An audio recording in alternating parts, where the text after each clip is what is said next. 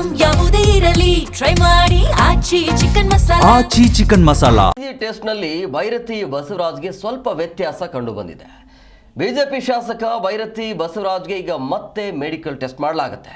ಜಯದೇವ ಆಸ್ಪತ್ರೆಯಲ್ಲಿ ಎಕೋ ಟೆಸ್ಟ್ಗೆ ಈಗ ಕೋರ್ಟ್ ಸೂಚನೆ ಕೊಟ್ಟಿರುವಂಥ ಹಿನ್ನೆಲೆಯಲ್ಲಿ ಮತ್ತೆ ವೈದ್ಯಕೀಯ ಪರೀಕ್ಷೆ ಆಗುತ್ತೆ. ಬೌರಿಂಗ್ನಲ್ಲಿ ಹೃದಯ ಸಂಬಂಧಿ ಕಾಯಿಲೆ ಇದೆ ಅಂತೇಳಿ ಉಲ್ಲೇಖ ಮಾಡಲಾಗಿದೆ ಆ ಒಂದು ವರದಿಯಲ್ಲಿ. ಸೊ ಹಂಗಾಗಿ ಜಯದೇವ ಆಸ್ಪತ್ರೆಯಲ್ಲಿ ತಪಾಸಣೆಗೆ ಕೋರ್ಟ್ ಸೂಚನೆಯನ್ನು ಕೊಟ್ಟಿದೆ. ಸೊ ನಾಳೆ ಮತ್ತೆ ಕೋರ್ಟ್ಗೆ ಹಾಜರುಪಡಿಸಲು ಈಗ CIDಗೆ ಸೂಚನೆ ಕೊಟ್ಟಿರುವಂಥ ಹಿನ್ನೆಲೆಯಲ್ಲಿ ಇವತ್ತು ಮತ್ತು ನಾಳೆ 2 ದಿನಗಳ ಕಾಲ ಹಾಸ್ಪಿಟ್ಲಲ್ಲೇ ಇರಬೇಕಾಗತ್ತೆ. ಸೊ ವೈದ್ಯಕೀಯ ಪರೀಕ್ಷೆಯ ನಂತರ ಮತ್ತೆ ಈಗ CID ವಶಕ್ಕೆ ತೆಗೆದುಕೊಂಡಿರುವಂಥದ್ದು ಶಾಸಕರನ್ನು. ಜಯದೇವ ಆಸ್ಪತ್ರೆಯ ಮೆಡಿಕಲ್ ರಿಪೋರ್ಟ್ ಆಧಾರದ ಮೇಲೆ ಈ ಒಂದು ಅಂದರೆ ಅಲ್ಲಿ ಮುಂದೆ ಏನಾಗುತ್ತೆ, ಜಯದೇವ ಹಾಸ್ಪಿಟ್ಲಿಂದ ಯಾವ ರಿಪೋರ್ಟ್ ಬರುತ್ತೆ, ಅದಾದ ನಂತರ ಏನು ಮಾಡಬೇಕು ಅನ್ನೋಂಥ ತೀರ್ಮಾನ ಬರುತ್ತೆ. ಬಟ್ ಈಗ ಬೌರಿಂಗ್ ಆಸ್ಪತ್ರೆಯಲ್ಲಿ ಬಂದಿರುವಂಥ ರಿಪೋರ್ಟ್ ಆಧಾರದ ಮೇಲೆ ಜಯದೇವ ಹಾಸ್ಪಿಟಲ್ಗೆ ಈಗ ಕರೆದುಕೊಂಡು ಹೋಗಲಾಗಿದೆ.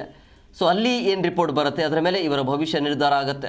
ಸೊ ನಾಳೆ CID ಕಸ್ಟಡಿಗೆ ಕೊಡಬೇಕಾ ಬೇಡವಾ ಅನ್ನೋದ್ರ ಬಗ್ಗೆ ತೀರ್ಮಾನ ಮಾಡ್ತಾರೆ. ಈ ಬಗ್ಗೆ ಮತ್ತಷ್ಟು ಮಾಹಿತಿ ನೀಡ್ತಾರೆ ನಮ್ಮ ಪ್ರತಿನಿಧಿ ವಿಶ್ವನಾಥ್ ಫೋನ್ ಸಂಪರ್ಕದಲ್ಲಿದ್ದಾರೆ. ವಿಶ್ವನಾಥ್, ಆರೋಗ್ಯದಲ್ಲಿ ಸ್ವಲ್ಪ ವ್ಯತ್ಯಾಸ ಕಂಡು ಬರ್ತಿರುವಂಥ ಹಿನ್ನೆಲೆಯಲ್ಲಿ ಈಗ ವಾಪಸ್ ಕಸ್ಟಡಿಗೆ ನೀಡಲಾಗ್ತಾ ಇದೆ. ಸದ್ಯಕ್ಕಂತೂ ಬಿಗ್ ರಿಲೀಫಾ ಶಾಸಕರಿಗೆ? ಎಂ ಕುಮಾರ್, ಶಾಸಕರನ್ನ ಇನ್ನೂ ಯಾವುದೇ ಕಸ್ಟಡಿಗೆ ಕೊಟ್ಟಿಲ್ಲ. ಸದ್ಯಕ್ಕೆ ಅವರ ಆರೋಗ್ಯದಲ್ಲಿ ಸ್ವಲ್ಪ ವ್ಯತ್ಯಾಸಗಳು ಅಂದ್ರೆ ಪ್ರಮುಖವಾಗಿ ಭೈರತಿ ಬಸವರಾಜ್ ಅವರನ್ನ ಇವತ್ತು ಕೋರ್ಟ್ಗೆ ಹಾಜರುಪಡಿಸುವ ಮುನ್ನ CID ಅಧಿಕಾರಿಗಳೇನಿದ್ದಾರೆ ಪ್ರೊಸೀಜರ್ ಪ್ರಕಾರ ಬೌರಿಂಗ್ ಆಸ್ಪತ್ರೆಗೆ ಕರೆದುಕೊಂಡು ಹೋಗ್ತಾರೆ. ಆ ಸಂದರ್ಭದಲ್ಲಿ ಸಾಮಾನ್ಯ ಪರೀಕ್ಷೆಗಳು ಅಂದ್ರೆ BP, ಶುಗರು ಮತ್ತೆ ECG ಈ ರೀತಿಯಾದಂತಹ ಪರೀಕ್ಷೆ ಮಾಡಿದಂತಹ ಸಂದರ್ಭದಲ್ಲಿ ECGಯಲ್ಲಿ ಸ್ವಲ್ಪ ವ್ಯತ್ಯಾಸ ಕಂಡು ಬಂದಿರುವಂತದ್ದು. ಹೀಗಾಗಿ ಅಧಿಕಾರಿಗಳು ಏನು ಈ ವರದಿ ಏನು ಸರ್ಟಿಫಿಕೇಟ್ ಅನ್ನ ಏನ್ ತೆಗೆದುಕೊಂಡು ಹೋಗಿದ್ರು ಕೋರ್ಟ್ಗೆ, ಆ ಸಂದರ್ಭದಲ್ಲಿ ಭೈರತಿ ಪರ ವಕೀಲರು ಒಂದು ಮಾತನ್ನ ಹೇಳ್ತಾರೆ. ವಾದವನ್ನ ಮಂಡಿಸುವಂತಹ ಸಂದರ್ಭದಲ್ಲಿ ನಮ್ಮ ಏನು ಕಕ್ಷಿದಾರ ಏನಿದ್ದಾರೆ ಅವರು ಹಾರ್ಟ್ ಪೇಷಂಟ್ ಇದ್ದಾರೆ, ಹೀಗಾಗಿ ಅದ್ರ ಬಗ್ಗೆ ನೀವು ಪರಿಶೀಲನೆ ನಡೆಸಬೇಕು ಅನ್ನೋ ಆಂಗಲಲ್ಲಿ ಈಗಾಗಲೇ ECGಯಲ್ಲಿ ಕೆಲವೊಂದು ವ್ಯತ್ಯಾಸಗಳು ಸ್ವಲ್ಪ ವ್ಯತ್ಯಾಸ ಕಂಡು ಬಂದಂತಹ ಹಿನ್ನೆಲೆಯಲ್ಲಿ ವೈದ್ಯರು ಎಕೋ ಪರೀಕ್ಷೆಗೆ ಶಿಫಾರಸನ್ನು ಕೂಡ ಮಾಡಿದ್ದಾರೆ. ಹೀಗಾಗಿ ಜಡ್ಜ್ ಕೂಡ ಇದಕ್ಕೆ ಸೂಚನೆಯನ್ನ ಕೊಟ್ಟಿರುವಂತದ್ದು. ಇವತ್ತು ಈಗಾಗಲೇ ಏನು ಮೆಡಿಕಲ್ ಟೆಸ್ಟ್ಗೆ ಅಂದ್ರೆ ಒಂದ್ಸರಿ ಮೆಡಿಕಲ್ ಟೆಸ್ಟ್ ಆಗಿದೆ.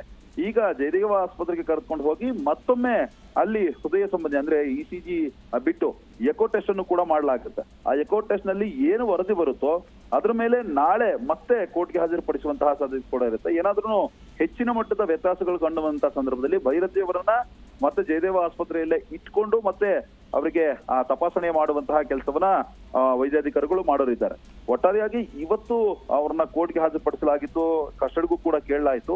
ಆದ್ರೆ ಅವರ ಆರೋಗ್ಯದ ಒಂದು ವಿಚಾರದ ಹಿನ್ನೆಲೆಯಲ್ಲಿ ಮತ್ತೆ ಅವರಿಗೆ ಮೆಡಿಕಲ್ ಟೆಸ್ಟ್ ಮಾಡಿಸಿ ಯಾವುದೇ ರಿಸ್ಕ್ ಬೇಡ ಅನ್ನೋ ಒಂದು ಆಂಗಲಲ್ಲಿ ಕೋರ್ಟ್ ಸೂಚನೆಯನ್ನ ಕೊಟ್ಟಿದೆ.